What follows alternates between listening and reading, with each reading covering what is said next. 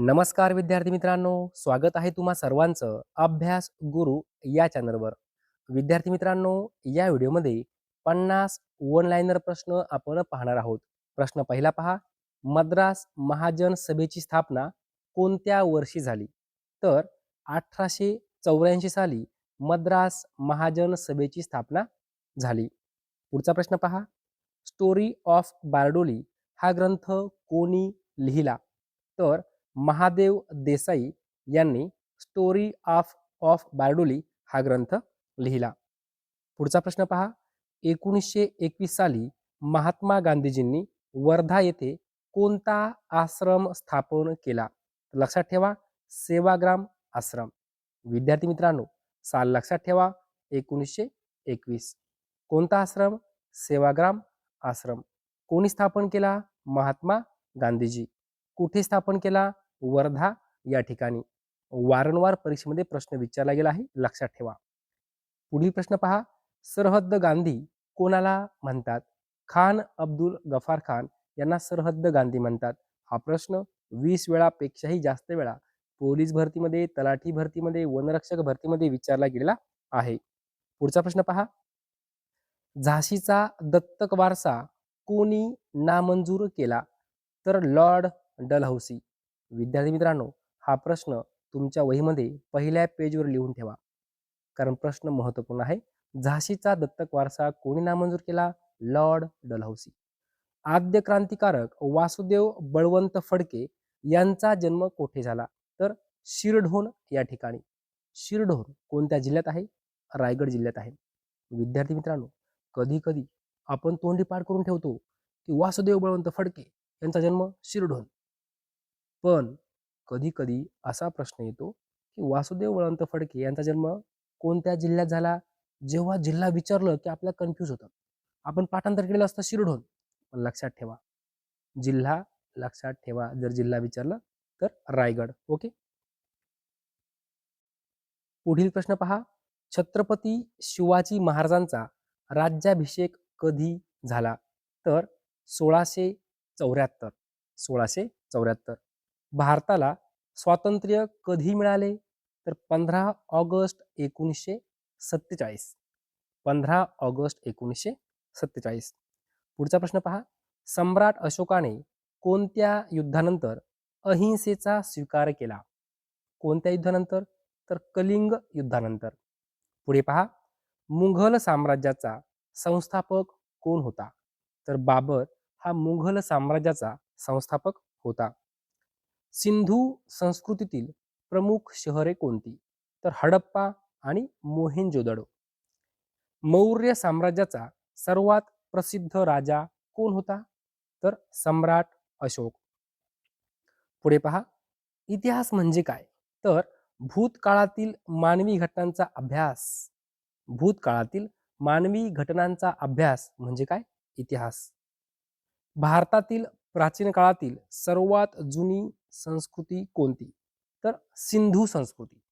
सर्वात जुनी संस्कृती सिंधू संस्कृती. पुढचा प्रश्न पहा. कोणत्या कायद्याला गव्हर्नमेंट ऑफ इंडिया ऍक्ट असे म्हणतात? तर मॉन्टफोर्ड सुधारणा कायदा. प्रश्न महत्त्वपूर्ण आहे, लक्षात ठेवा. कोणत्या कायद्याला गव्हर्नमेंट ऑफ इंडिया ऍक्ट असे म्हणतात? तर मॉन्टफोर्ड सुधारणा कायदा.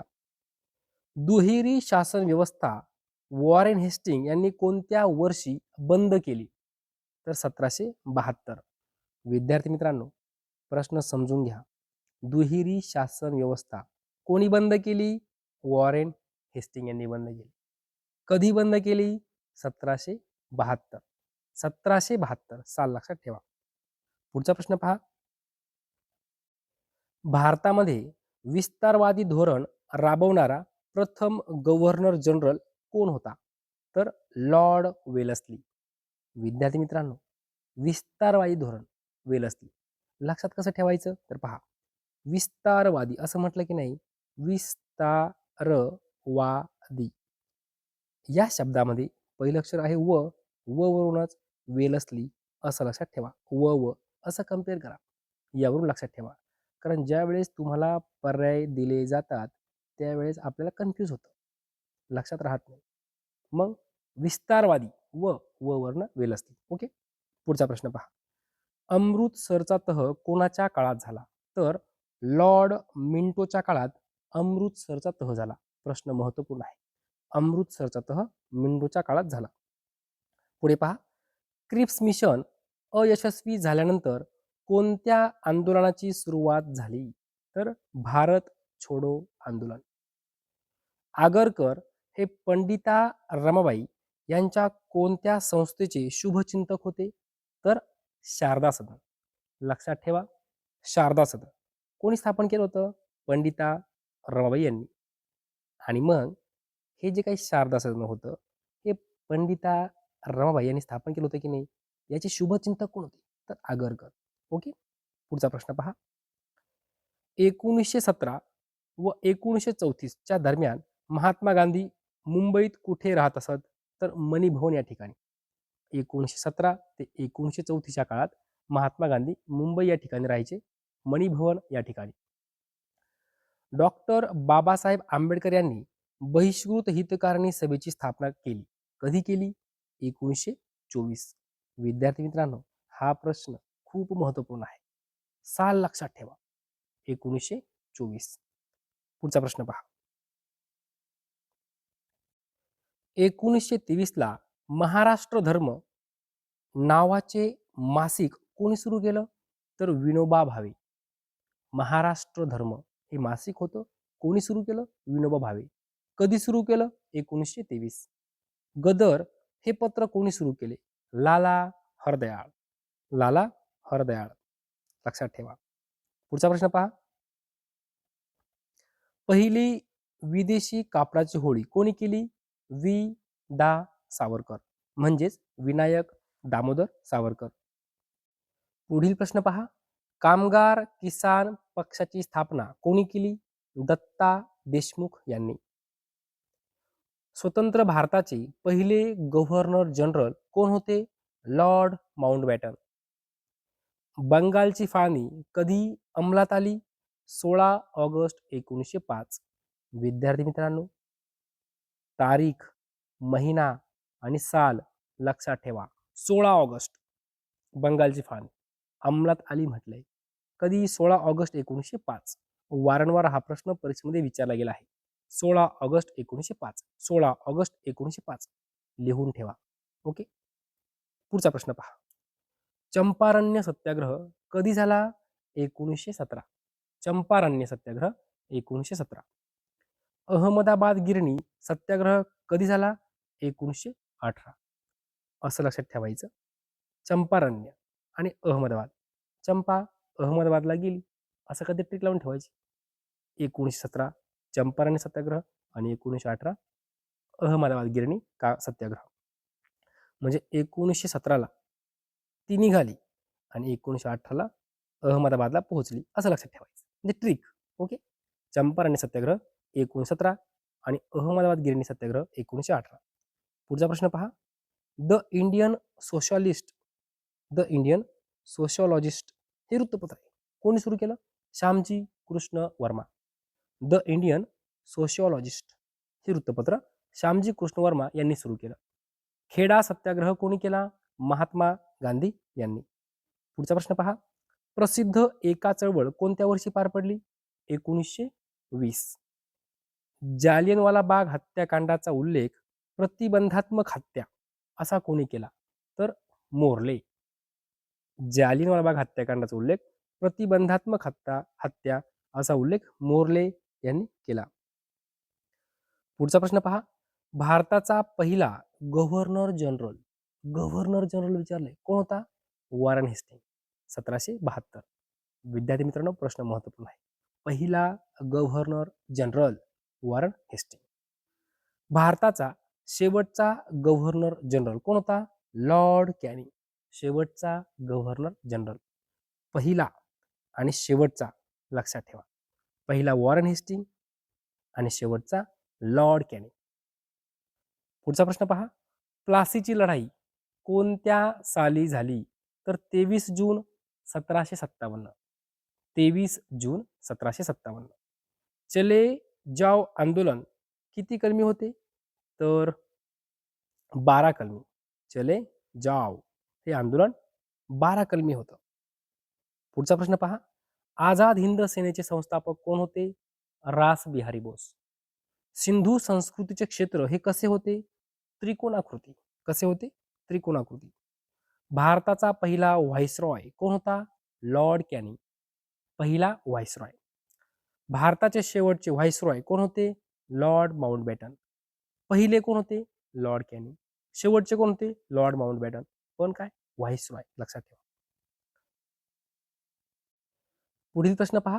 मुंबईचा अनभिषिक्त सम्राट असे कोणाला म्हटले जाते? तर नाना जगन्नाथ शंकरशेठ.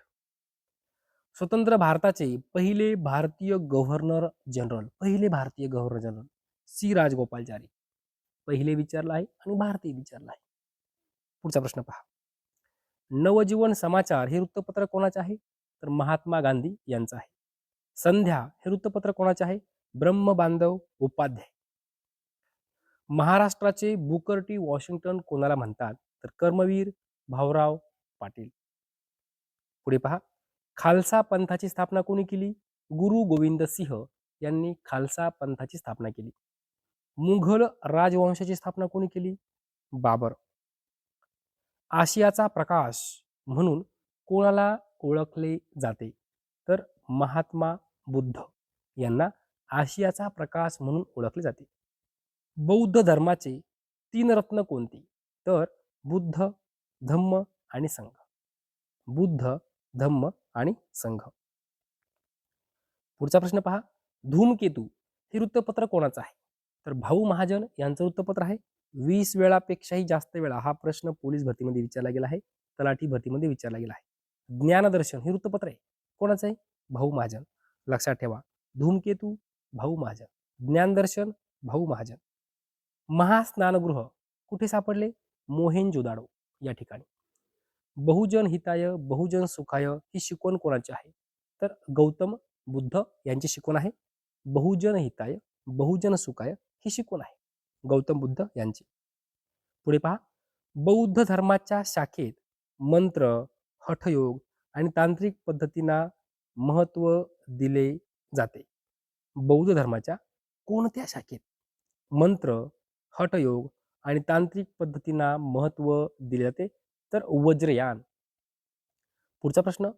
प्रसिद्ध विजय विठ्ठल मंदिर कुठे आहे, ज्याचे 56 कोरीव खांब संगीतमय स्वर सोडतात? तर हम्पी या ठिकाणी आहे, कर्नाटक राज्यामध्ये. विद्यार्थी मित्रांनो, विजय विठ्ठल मंदिर कुठे आहे? कर्नाटकमध्ये हम्पी या ठिकाणी, ज्याला 56 कोरीव खांब आहेत आणि ते खांब काय करतात? संगीतमय स्वर सोडतात. विद्यार्थी मित्रांनो, अशा प्रकारे या व्हिडिओमध्ये जवळजवळ 50 वन लाईनर प्रश्न आपण पाहिलेले आहेत. सर्व प्रश्न परीक्षेच्या दृष्टिकोनातून महत्त्वपूर्ण आहे. सर्व प्रश्न वारंवार पोलीस भरती, तलाठी भरतीमध्ये विचारले गेले आहेत. जे प्रश्न परीक्षेमध्ये विचारले गेलेले आहेत तेच प्रश्न तुमच्यापर्यंत पोहोचत असतो. जर तुम्हाला हा व्हिडिओ आवडला असेल तर नक्की लाईक करा, शेअर करा, सबस्क्राईब करा. धन्यवाद.